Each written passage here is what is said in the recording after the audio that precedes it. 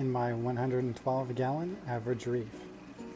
For this video, since it's not really focused on the livestock, I'm just using my phone so everything looks and sounds a little bit different. I generally don't talk about the equipment much because I figure almost every reef related equipment is good these days. As long as you're not using some random unknown Chinese brand, it's fine. There's a lot of cheap products that are good, and there's even more expensive products that are good. We'll start with the lighting. The main source is 3 Kessels. I have an A350W. This is the original Kessel light from 2012 or so. It's still going strong. I have an A360X, which I just got last year. And then this is an A360WE. I had one other Kessel fail, but other than that, they've all done well for me. I also have 2 black boxes and 2 T5s. If my tank was a little bit wider, I would probably have 2 more T5s at the back. And if I had a little bit more money, I would probably have 5 Kessels instead of 3. The other interesting thing is many years ago, I cut out my center brace. I replaced it with this clear acrylic, and it's just held in with nylon bolts. You can see it does still cast a shadow, but it's much less than a black center brace. The tank itself is a Miracles 112 gallon. It's 5 feet long, 2 feet tall, and 18 inches wide. For water circulation, I have a Coralbox QP16. This replaced a Jabo pump that had been going for a good 5 years before it finally gave out. On the other side, I have a Tunes 6065, and I had to look this up, but I've actually had this for almost 12 years now. It's an AC pump, so it doesn't have as much wear and tear as the DC guys since there's no wave action, but it's still producing good flow.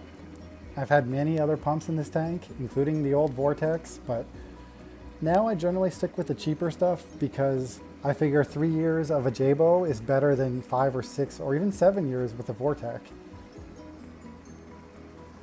I've taken all the panels off, so it is a little bit loud and it's pretty messy down here.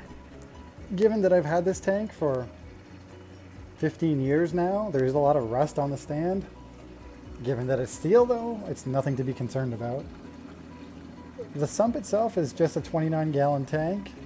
Originally, I had an acrylic sump under here, while beside here. In my old house, the sump wasn't directly underneath, and that guy wouldn't fit under here, so I had to use this.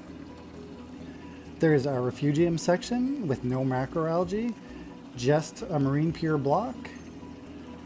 I have an Eheim 1262 return pump. This is my oldest piece of equipment.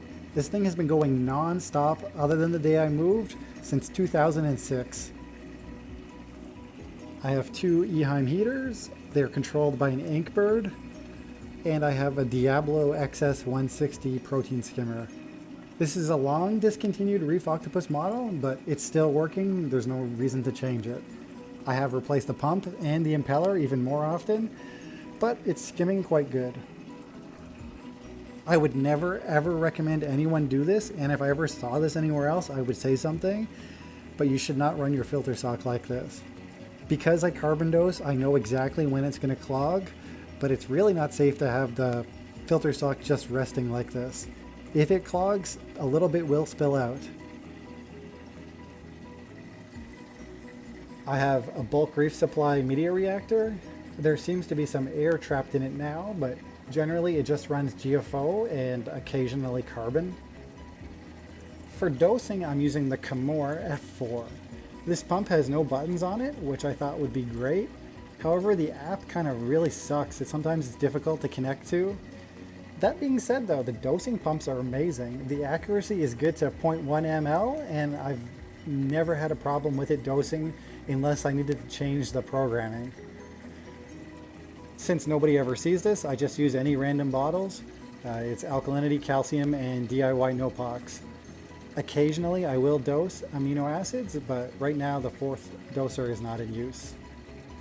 Again, it's a little bit loud down here. Normally this is covered up, but I like that there is some hum from the tank.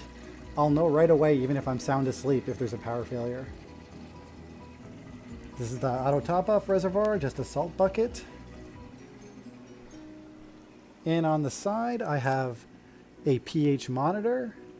Given that it's winter, I'm doing pretty good at 8.0.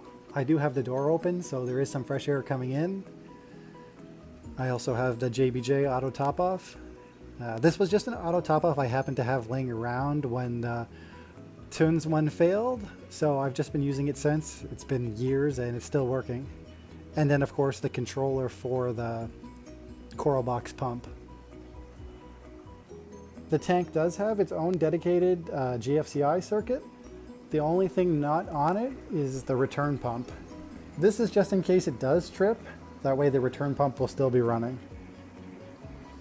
The only other thing I have is this Inkbird controller. You can see it's actually not keeping up with the temperature in the winter. That's fine. 76 is a lot better than 86. So I'm not going to cook my tank.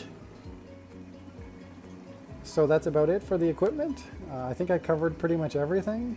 Nothing crazy exciting. I guess because it's such a mismatch, it's pretty unique. But really, as I said, almost all reef equipment is good. If you don't have the same lights as someone, everything's going to look a little bit different, but it's not going to grow any worse. If you have a different pump, if it's pumping out the same gallons per hour or similar, you're fine. I wouldn't get too wrapped up in what you're using unless it's really cheap stuff. And always try and have a backup of something really important laying around.